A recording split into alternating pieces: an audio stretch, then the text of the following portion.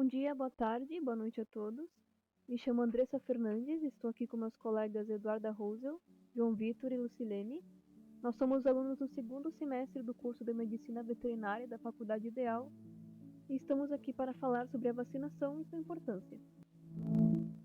Os germes estão em toda parte, tanto no ambiente como no nosso corpo. Quando o animal é suscetível e eles encontram um organismo adverso, isso pode causar doença e até a morte. O corpo tem muitas formas de se defender dos agentes patogênicos, que são os organismos que causam doença.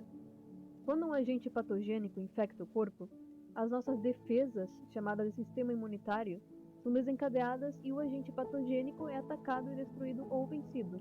E as vacinas contêm partes enfraquecidas ou inativadas de um determinado antígeno, que desencadeiam uma resposta imunitária do corpo.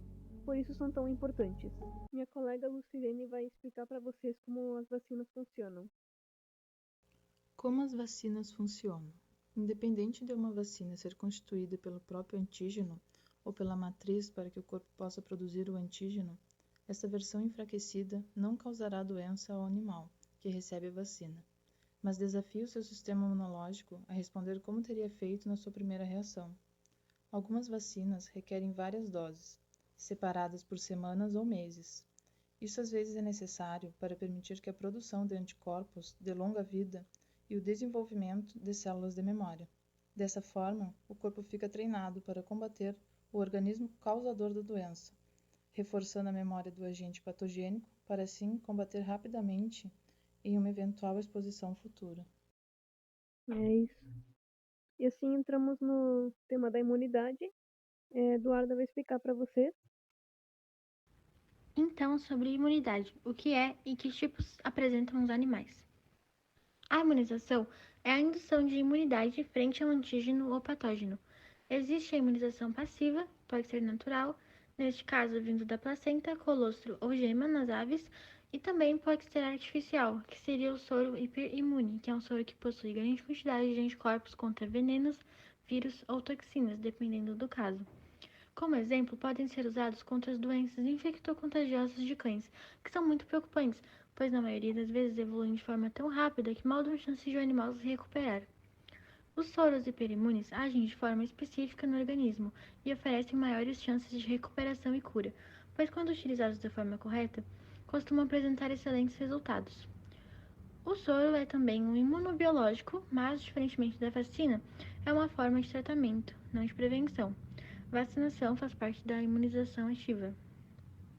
A resposta imune, induzida por vacinas, estimula o sistema imune a produzir anticorpos específicos sem causar a doença no indivíduo, gerando a imunidade ativa de modo artificial.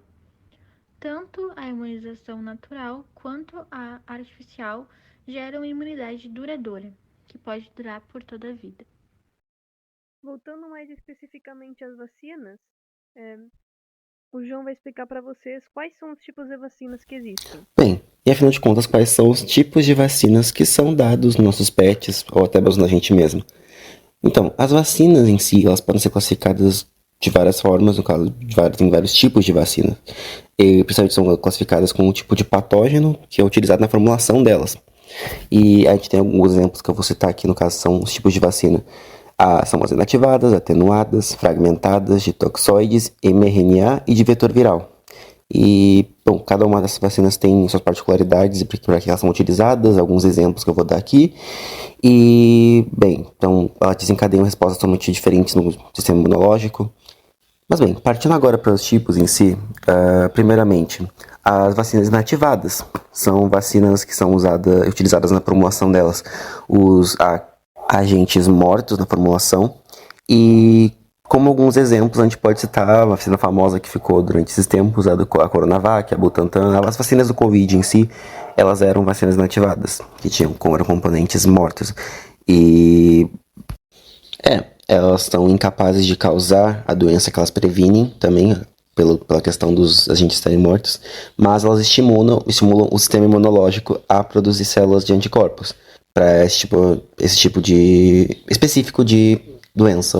Vacinas atenuadas, elas são usadas agentes infecciosos vivos, diferente das nativas, porém são enfraquecidos bastante para que seja introduzido no organismo da pessoa ou animal que vai receber a vacina. Ocorre em laboratório a atenuação desse agente para que seja seguro a aplicação.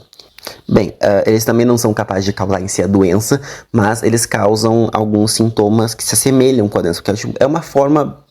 cada um causa uma doença, mas eles causam um tipo de forma mais fraca de doença, para que seja a mesma coisa do efeito do sistema imunológico acaba fazendo células de defesa mais rápido. Enfim, algumas delas também elas não são indicadas para pessoas que são imunodeprimidas e gestantes por questão de causarem alguns sintomas podem ser perigosos para as gestantes, talvez principalmente.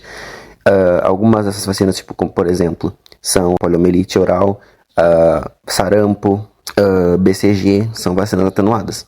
E, bem, para a próxima vacina, que são as vacinas fragmentadas, não são colocados os agentes inteiros ou algum agente enfraquecido, é colocado pedaços, fragmentos, como se diz, fragmentadas daquele organismo para que seja estimulada também é tudo uma questão de estimular o sistema imunológico a produzir anticorpos para aquele tipo de doença ou para aquele patógeno específico.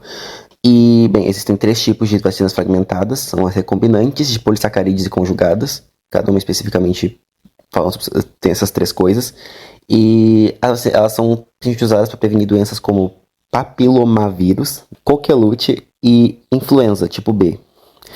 E a vacina fragmentada se engana o sistema imunológico para que ele acredite que o agente infeccioso morto seja um perigo real, assim como também funciona na vacina inativada e faz produzir anticorpos. Próxima vacina, então, a vacina de toxoides. E essas vacinas são basicamente baseadas em toxinas que são produzidas pelo aquele patógeno.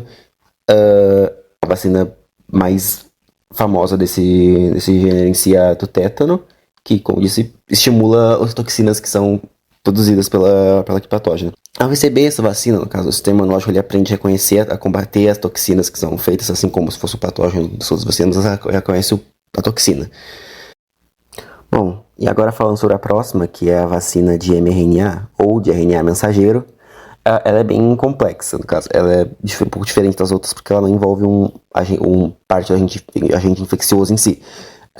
Ela fala mais sobre uma espécie de mRNA, que é o RNA mensageiro, que corresponde a uma determinada proteína do agente infeccioso. E quem recebe essa vacina, no caso, não é exposta, então, a um agente infeccioso em si.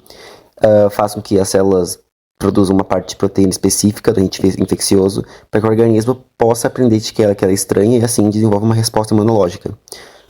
Então, como ele produz, através desse mRNA, uma proteína do agente infeccioso, e por exemplo, também tem alguns exemplos do vírus do Covid-19, que tem algumas vacinas desse tipo que foram produzidas. No caso específico do SARS-CoV-2. É uma mutação do vírus do Covid-19. No caso, foi descoberta nos anos 60, mas não é tão famosa contra as outras, não é tão utilizada contra as outras vacinas, no caso. E bem, a última vacina que eu vou falar aqui agora vai ser a vacina de vetor viral. Ela é colocada uma versão modificada e segura do vírus para que ele, como um vírus faria, se introduza nas células em si e através disso ele não cause danos às células, ele apenas dá faça como uma resposta, assim como os outros do sistema imunológico, para que seja criado anticorpos. Esses são os tipos de vacina, de uma maneira resumida, é claro. E é importante mencionar que a vacinação em animais tem como objetivo principal os proteger de doenças graves e contagiosas, provendo sua saúde e bem-estar. E além de prevenir a morte e o sofrimento deles, a vacinação também desempenha um papel crucial na saúde pública, reduzindo a transmissão de doenças que podem ser transmitidas entre animais e humanos. Assim, a vacinação é fundamental não apenas para garantir a longevidade e qualidade da vida dos animais, mas também para contribuir para um ambiente mais saudável para todos. E é isso então. Muito obrigada a todos que ouviram. Vacinem seus pets, por favor, é muito importante. E bom dia para todos.